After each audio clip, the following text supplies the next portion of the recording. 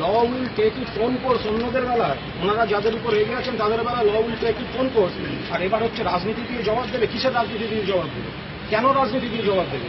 CBI মামলা করেছেন, তোমরা কোর্টে বোঝো, আইনের পথে চলবে। আমি লড়ছি না, আমি কি বিপদমুক্ত? আমি বিপদমুক্ত নই। অভিযোগ আছে, আমি লড়াই করার চেষ্টা করছি। আমি তো ওনাদের মতো সুযোগ পাচ্ছি না যে সরকারি টাকায় বড় বড় উকিল সুপ্রিম কোর্টে দেয়। আমাকে আমার বন্ধু বান্ধব লয়ার যারা পারিবারিকভাবে সাহায্য করছেন তাদের মধ্যে দিয়ে এগোতে হচ্ছে।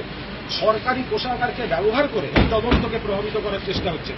তৃণমূলের সাধারণ কর্মীদের আমি অনুরোধ করব, আপনাদের আবেগ এবং দলের প্রতি ভালোবাসাকে ব্যবহার করে আপনাদের রাস্তায় না দিয়ে অনেকে ঢাল হিসেবে ব্যবহার করতে চাইছেন।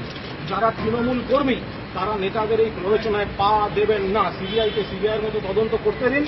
যারা অভিযুক্ত, আরে মশাই টাকা নিয়েছে একটা লোক দেখা যাচ্ছে, তার হয়ে আপনি কেন রাস্তায় নামবেন? একজন লোক বাড়িতে গেঞ্জি পরে বসে বলছে এত অল্প টাকায় আমি হাত লাগাই না, ওসব আমার ছেলেদের দিয়ে যান। তো তৃণমূল কর্মীরা কেন সেখানে হাত লাগাতে যাবে?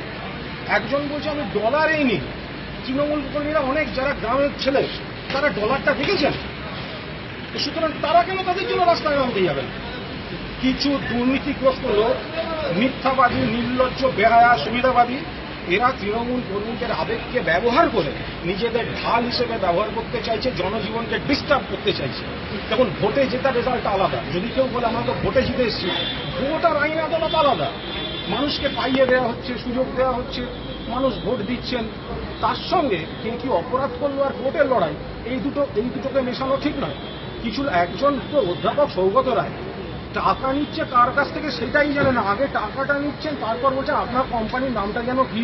টাকাটা রংটাই শুধু চেনেন, কার কাছ থেকে নিচ্ছেন সেটা জানার দরকার নেই। আমি বলছি মমতা বন্দ্যোপাধ্যায় এই তদন্তকে প্রভাবিত করার চেষ্টা করছেন। তিনি কনস্ট্যান্ট এটা যাতে সিবিআই হাতে না যায় সেই চেষ্টা করেছেন।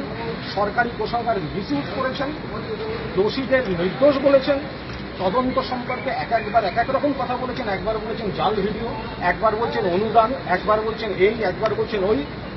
যেভাবে মমতা বন্দ্যোপাধ্যায় এই তদন্তকে প্রভাবিত করার চেষ্টা করছেন, ফলে যদি সিরিয়াস তদন্তের প্রশ্ন ওঠে, তাহলে উনি যদি এটা কন্টিনিউ করেন, তাহলে সিবিআই উচিত আগে ওনাকে অ্যারেস্ট করে ভেতরে রেখে তারপর বাকিদের অ্যারেস্ট করবে।